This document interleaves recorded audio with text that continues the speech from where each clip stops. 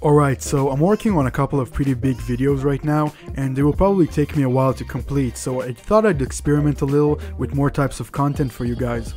So you saw the title, you know what this is about. I only chose the cream de la cream of emo records for this tier list. All these albums are great, but today I'll be ranking them anyway. This is only my personal opinion, of course, but I'll try my best to explain my choices here. So let's dive in. Alright, so first up we got My Chemical Romance's I Bought You My Bullets, You Brought Me Your Love. Really underrated album in my opinion. In terms of like conventional music standards, it's less good than the rest of their stuff, but I just have a soft spot for it. I love Gerard's way, like emotional performances on this one. I love Frank Iera's screaming vocals. I love the songwriting and variety on it, so I'm gonna give it an A tier, definitely. Alright, so next up we got Fall Out Boy's Take This to Your Grave. This is a pop-punk album, really great one, super slick, and Patrick Stump just nails a lot of the performances here. And it has a lot of like total bangers like Grand Theft Autumn. It's just super influential, and I'd say definitely probably also A tier. Okay, so Dear Diary, My Teenage Angst Has a Body Count by From First to Last. Pretty good album. I have it on CD, by the way, found it in Germany in a thrift store this one time. But my main issue with it is that it has some tracks that just sound like novelties. It has this electronic track, I Liked You Better Before You Were Naked on the Internet, something like that. This is just really out of place. I also do not like the opening track on this one. It has some bangers like Note to Self and Emily, but it's just inconsistent. That's my major issue with it, so I'd say B tier, definitely. Alright, so next up, a modern classic, Panic at the Disco, A Fever You Can't Sweat Out. Just really an incredible pop-punk album. It's super slick, super catchy, but also really different and unique. I love Brandon Urie's vocals and Ryan Ross's creative direction and guitar playing here. It's just an amazing album. I love it from like a lyrical perspective as well. I don't think I need to explain it, but I say I'll give it, let's see, probably A tier, like upper A tier, definitely. Okay, so next up we have Translating the Name by Saosin. It just can't be overstated how influential this album is to post-hardcore. It really bridged the gap between emo and post-hardcore and metalcore also. Without it, we probably wouldn't have bands like Sleeping with Sirens and such, or rather they wouldn't sound the same. Anthony's Green performances here are just angelic, amazing, both the screaming parts and the singing parts. The drumming is out of this world. You get it, it's an S tier, definitely. Go listen to it, listen to 7 Years specifically, and then probably listen to it front to back. That's just how good it is. I even know people who don't like this kind of music, but still think this album is awesome, so yeah, give it a listen. Okay, so Paramore, Brand New Eyes. Good record, not my favorite Paramore album, but it definitely has some highlights like The Only Exception and Playing God. I didn't fall off my feet for this one, but I'm gonna say upper B tier for sure. Taking Back Sunday, Tell All Your Friends. I love this album. It's just a mixture of a lot of the things I love about emo and pop punk and alternative rock put together. It's expressive, it's schizophrenic in like the best kind of way. You'll know what I mean straight away if you listen to this. Just amazing album, really. I'm gonna say upper A tier. Just go listen to this one. Alright, so Senses Fail, Let It Unfold You. This album is like comfort food. It's not the most original emo post-hardcore record out there, but it has some good bangers like Bite to Break Skin, Room is for Drinking, Not for Burning, Lady in the Blue Dress, but some of the songs here kind of sound off and like have aged badly, like The Irony of Dying on Your Birthday, but it's a good album overall. I'm gonna say upper B tier. Okay, so My Chemical Romance, The Black Parade. I was hesitant to include this album because it's just not emo. Not gatekeeping, it's just not emo. It's a lot of things, but it's not that.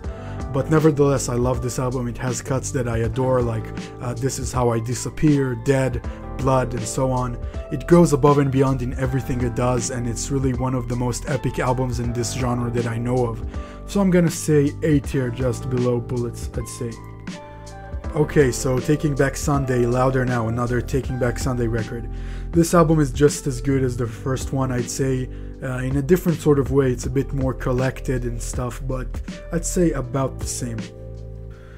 Okay, so another Fall Out Boy record from under the cork tree.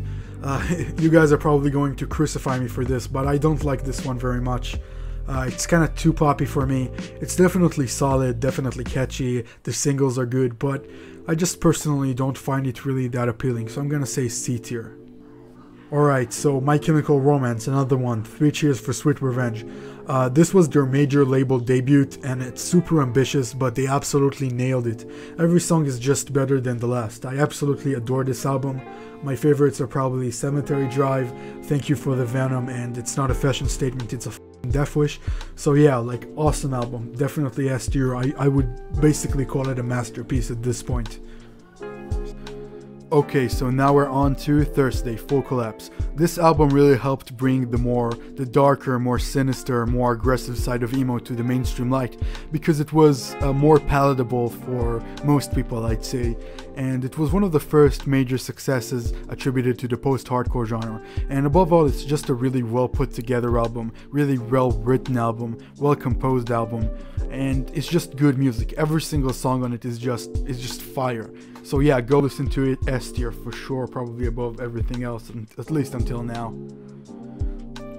Danger Days, another MCR release. I know it's not emo and it's not from the 2000s either, but I decided to throw it in anyway because I did basically every other MCR release except Conventional Weapons. But anyway, I'm not gonna beat around the bush here. I don't like this one very much. For a lot of the same reasons I didn't like From Under the Cork Tree. It's just kind of too poppy, too mainstream palatable for me maybe. But it's a good album, it's catchy I'd say, but just not my thing, so I'd rate it about the same as From Under the Cork Tree, pretty much. Alright, Paramore, Riot. Isn't this album just a riot? Pun intended, I know that sucked, but anyway, yeah, this album just radiates pure raw energy. I love basically every song on it. Miracle, Crush Crush Crush, that's what you get. Misery Business, obviously. Yeah, so just straight fire. It's definitely like upper A tier for sure. Brand New, The Devil and God Are Raging Inside Me. This is a good album, you should probably listen to it front to back. It's really artistic, really thoughtful, really thought-provoking, but it's not my favorite Brand New album, I'd say. I know some fans are gonna hate me for this, but it just has too much of that low-key indie tone that I'm used to in Brand New's songs.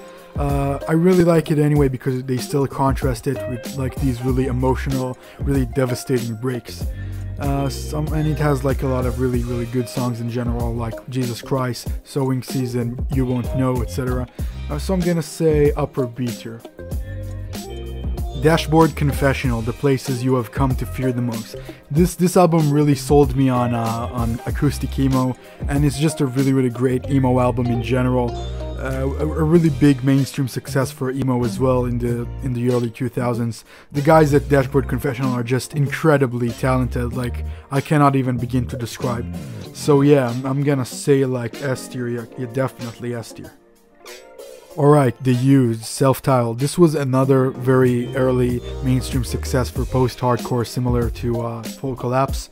Another really great album. It's really unique. Really has a really sort of neo-romantic vibe even, I'd say, and The Used just carried that torch throughout their career, and without it we probably wouldn't have bands like Escape the Fate, or rather they wouldn't sound the same with Saosin. But yeah, just another really great album. I'm gonna say like probably upper A tier as well. And last but not least, Brand New, Deja Entendu. This is one of the most mature emo records from the early 2000s. Has some serious bangers and just straight up fire songs like The Quiet Things That No One Ever Knows, I Believe You But My Tommy Gun Don't.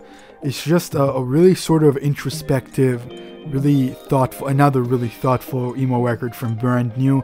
Probably my favorite by them as well, so I'm gonna say probably, yeah, S tier too. So yeah, that pretty much does it for this tier list. All of these albums are good, and that's why you don't see much in the lower tiers, mostly just stuff I don't personally connect to. But what do you think of my choices? What would you rank differently and why? What other albums do you think belong here? I couldn't include everything of course, but I think I got the major ones at least. Thanks for tuning in, and please give this video a share if you liked it. It means a lot. Cheers, I'll see you next time.